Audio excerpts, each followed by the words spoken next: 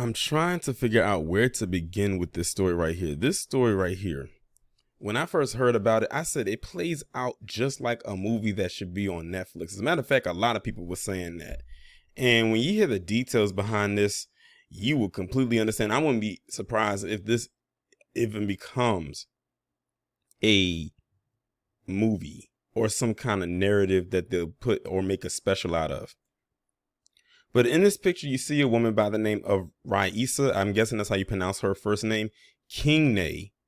And she is out of Atlanta, where she just committed a shooting where 3 people, as far as I know, were killed. 2 of them I know for sure. But many are saying that this was not a random shooting that she did. These were specific targets. And she actually put down reasoning as to why that is. But I'm going to go ahead and get into that as the video goes forward. But right now, what I'm going to do is I'm going to read from heavy.com, because as y'all know, when it comes to stories like these, I always go to Heavy to see what they're talking about. And I'll try to fill in the spaces that Heavy may not touch on. Raissa Kengne is an Atlanta IT professional who was accused of shooting 3 people in Midtown Atlanta on August 22nd, 2022 after a lengthy workplace dispute and lawsuit. The suspect was arrested and identified as Raissa Kengne, born in June 1988. Atlanta police wrote in a news release. 2 of the victims died. She was charged with 2 counts of murder, felony 16521, 4 counts of aggravated assault 16521, possession of a firearm during commission of a felony 1611106, and false imprisonment 16541. Ms. Kengne is currently waiting for transport to Fulton County Jail. Now, as I'm recording this, I'm sure there's been some updates that have come, one of them being that she was actually denied bail, or she was denied getting a bond or a bail, which I'm not surprised. In a news conference, Atlanta Mayor Andre Dickens praised police for their quick action in apprehending the suspect. Police said in the news conference that they believe the victims were targeted. Shortly before the shooting, Kengne posted a rant on her LinkedIn page that named one of the deceased victims. And I'm actually going to go through that as I continue on with the video. Kengne appeared to be caught up in a dispute with the board management at the condominium complex where she lives. 2 of the 3 victims were named in a recent federal lawsuit she filed, positioning herself as a whistleblower. They were part of the condo's complex management team. Now it's going to go into the 5 facts. The first one is the victims were shot at different locations on Peachtree Street, police said. On August 22nd, 2022, at around 1:45 p.m., Atlanta police wrote officers responded to a person shot call at 1280 West Peachtree Street. Upon arrival, officers located 2 individuals who appeared to have been shot. Police said in the news conference that officers received 911 calls of shots fired. They noted one of the victims had died and the second was taken to the hospital for treatment. While at 1280 West Peachtree Street, officers received another call of a person shot at 1100 Peachtree Street. She moved pretty fast. Upon arrival there, officers located one individual who appeared to have been shot. The individual was taken to the hospital for treatment and has since died. The second shooting came at 2 p.m., police said, and the incident was treated as an active shooter call. You can read the police report incident here, and it leaves a link. It says the victims were shot multiple times in the torso. Mayor Dickens said the public helped the police apprehend Kengne. Kengne is a graduate of Georgia State University College of Business, where she obtained a master's degree in information systems audit and control, according to her LinkedIn page. She received a bachelor's degree from the same university in accounting and finance, where she was a treasurer of Delta Epsilon Iota. The second fact they're talking about is, it says Kengne, who was embroiled in a voluminous lawsuit against condo management, was headed to the airport. According to Atlanta police press release, initial information indicated a single suspect, a female, was responsible for each of these incidents. Multiple officers responded to the Midtown area and began searching for the female suspect. Initially, it was unclear whether the female was still in the Midtown area or whether she had left. Officers began investigating all leads regarding potential locations of the suspect. During the investigation, we received information that the suspect was heading to the airport. Law enforcement personnel at the airport were alerted and were able to apprehend her before she was able to enter any of the airport's controlled areas. A total of 3 people have been shot. 2 of the victims have died. 1 victim remains in the hospital being treated. Condition is unknown at this time. The last shot appears to have been fired around 2:15 p.m. The security of the airport was never compromised at this time, the mayor said in the news conference. According to CBS 46, she was arrested near the South baggage claim. And many say that she probably would have got away if she would have switched out her clothes. Like if she would have switched out her shirt and maybe pulled her hair down, because she had her hair in a ponytail, then she most likely would have got away with it. CBS 46 reported that Kengne was embroiled in a lawsuit that she filed against Georgia Power in June. The lawsuit says that the plaintiff, Kengne, is also suing several 1280 West management team members and the 1280 West board members in Fulton County Superior Court for withholding the plaintiff's mail, including mail from Georgia Power. 2 of the victims are listed in a lengthy lawsuit that she filed in federal court. And then it puts down, it says you can read some of the court documents here. What I might do is I might actually pull those up and read those and see what they're talking about. Hopefully, it's not too long, but because it does say lengthy. The lawsuit says plaintiff alleges in her complaint that she was a whistleblower that was allegedly subjected to retaliation, including threats, burglary, computer hacking, phone spoofing, and other attacks on account of her alleged disclosures by all named defendants. So they literally, they called her a whistleblower. So she was literally about to blow something up. Well, not in that way, if you know what I mean, but she was about to expose some stuff.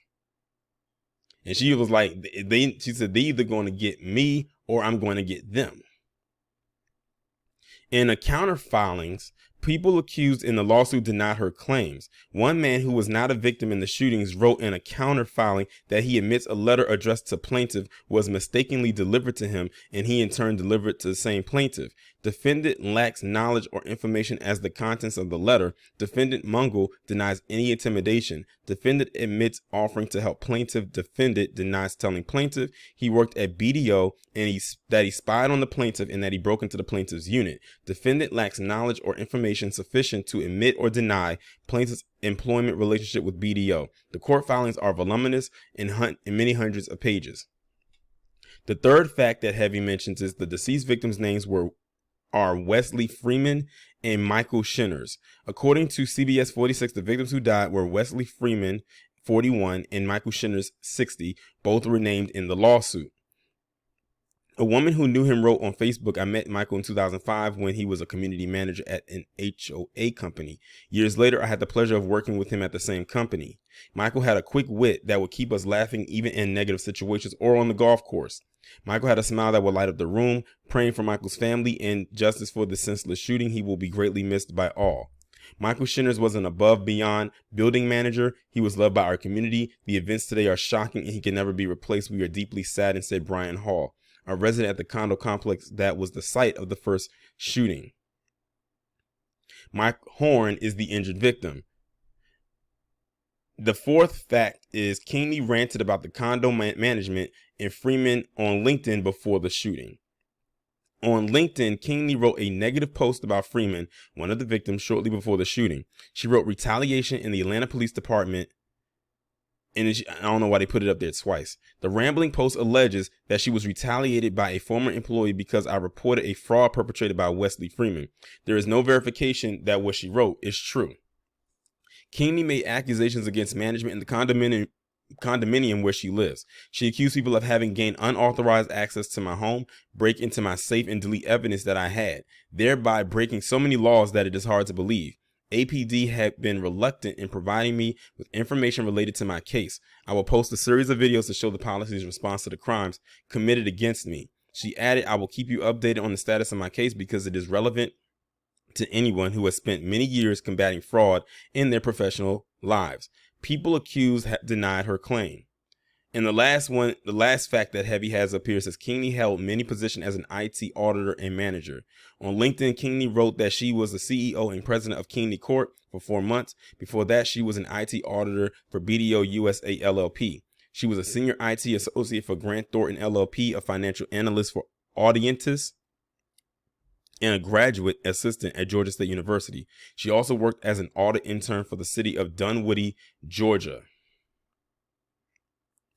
And it says the link on her LinkedIn page, she wrote, Raissa Kengne has over 10 years of combined experience in information technology or IT, auditing financial analysis, mergers and acquisitions, IT due diligence, restructuring, financing, real estate transactions, estate tax, planning for high net worth individuals, private companies, and public companies across several industries, including energy, banking, food and beverages, healthcare, urgent care clinics, mining dealerships, beauty salons, and retail. Her IT audit experience includes, but is not limited to, executing pre and post implementation audits, third-party access reviews, termination audit, application security audits, disaster recovery readiness assessment, and database upgrade assessment. She had a pretty lengthy resume. I can see why she was qualified for these jobs. But what I'm gonna do right now is I'm gonna pull up her post that she left on her LinkedIn page. So this is the post on her LinkedIn page. It kind of cuts off at the end, but we're gonna read what she has up here. And it said it was edited a week ago. So she just edited like last week. Why I started my own consulting and accounting firm. In 2021, I was retaliated against by my employer at the time, BDO USA LLP. My home was broken into, my computers were hacked, and my phones were spoofed. I reported several violations of SEC, U.S. Securities and Exchange Commission regulation, PCAOB standards, Public Company Accounting Oversight Board, and AICPA standards within the IT audits engagements. Wesley Freeman, CPA, CISA, CFE, CITP, the IT audit director at BDO USA LLP. BDO had done a very bad job for more than 5 years. There were significant deficiencies and material weaknesses across all engagements I was assigned to and was managing, which at the time were 50% of the public clients and 85% of the private clients of the Southeast region. I was severely retaliated against and constructively discharged. My home was broken into. My life and my family lives were threatened, not only by BDO USA LLP and its partners and members of its senior management team, but also by their clients. Clients actually threatened me in front of the IT audit principal, Scott Meyer. Furthermore, BDO USA employees and partners leveraged their relationship with people living in my condominium in order to pursue the retaliation at my home. And then it says, if you were planning to move to a condominium, I would. And then it just cuts off right there. This is a lot of interesting information here. If this is indeed true, they're going to have to do a very, very, very thorough investigation when it comes to this. She better hope that with all the stuff that she did, that they can actually find evidence that this is indeed true. Because what have I told y'all? Dead people don't talk. And speaking of dead people, these are the two people that she eliminated. The other one's not up here because they weren't deleted. But on the right, that's Michael Shinners, and on the left, that's Wesley Freeman. Now, they said when these were the ones that were named in her rant or her ramble, she said basically these were the ones that she went into great detail about. Was these two right here. I'm not sure. They didn't go into too much detail about the other guy because he's still alive. So I don't know how much detail she went into when it came to that guy. But she said with these two right here, these are the ones right here that were named in the lawsuit that she had against them. And apparently they were the ones that found a way to gain access, according to her, to her apartment, to her condo, via whoever was working there, let them in, and they were trying to get the evidence that was held against them based on what she's had gathered, which would have been enough to most likely take them down anyway. If what she's saying is true and what they did, and this is what they did, these two were no victims. And the fact that if they did what she's claiming, and I have to speak it like this because we don't know how concrete it actually is, and it very well could be true. But to protect myself, I don't want to say if it is or if it isn't. So that's why I'm saying allegedly. If what she's saying is indeed true, she must have had a lot of incriminating stuff on them and on probably that company. I mean, to the point where she was like getting her phone spoofed, stuff was getting hacked. People got access to her apartment, evidence being destroyed, her family being threatened, she's being threatened. She must have had some really very interesting information on her. It kind of reminds me of that black security guard with Watergate. He ended up blowing the whistle on that. And while Nixon pretty much got impeached because of it, that black security guard ended up not finding any type of real work ever again. Like, he pretty much got blackballed out of the work industry in all capacity. To this day, I don't even know the guy's name. I just knew he was a black security guard. He just kind of stumbled upon something that he wasn't supposed to, and he told. But it sounded like to me like she had her back against the wall with this whole situation right here. And she did what she felt she had to do, because it was like, no one's believing me. They pretty much probably had put blockers on her to keep from talking or from anyone believing anything that she had to say, even with all the evidence that she had gathered. And like I said, if what she's saying is true and they really did go after her as far as trying to get that evidence and, you know, destroy it, they have bigger issues on their hands. But what they're going to, I'm telling you, what they're doing is they're going to focus more heavily on her committing the shooting itself rather than what led to her allegedly doing it. That's really all they're going to focus on the most. All right, so this is her right here. This is her at the airport. This is her at the airport trying to get out and leave. But like I said, the reason why they was able to catch her is because she's wearing the same exact attire that she committed the shooting in. If she had changed out her shirt, if she just changed out the shirt and maybe did something different with her hair, they would not have caught her, because I think the only description they had of her was her being a black female and wearing a black and white striped shirt. So those could have been very vague. Those are very vague descriptions because they didn't know what her face looked like. But when they saw that shirt, they knew that they had her. If she, like I said, if she switched out, she would have gotten away. And who knows where she was actually heading. I don't know where she was about to fly to. I don't know if she was about to leave the state. 9 times it would have been, she would have been crossing state lines, or if she was about to leave the establishment altogether, because she is from Cameroon, or if she's first generation born, she's a descendant of Cameroonian parents. But like I said, this is a wild story right here. I'm sure there's going to be a lot of updates that come from this. All I can say is traffic is bad in Atlanta, and I'm very certain that this caused the traffic to be 10 times worse for those who were there. I was looking at some of the comments, and people were saying that they live not too far away from where this happened at. I even read some comments where some people said they used to live there and they just moved out.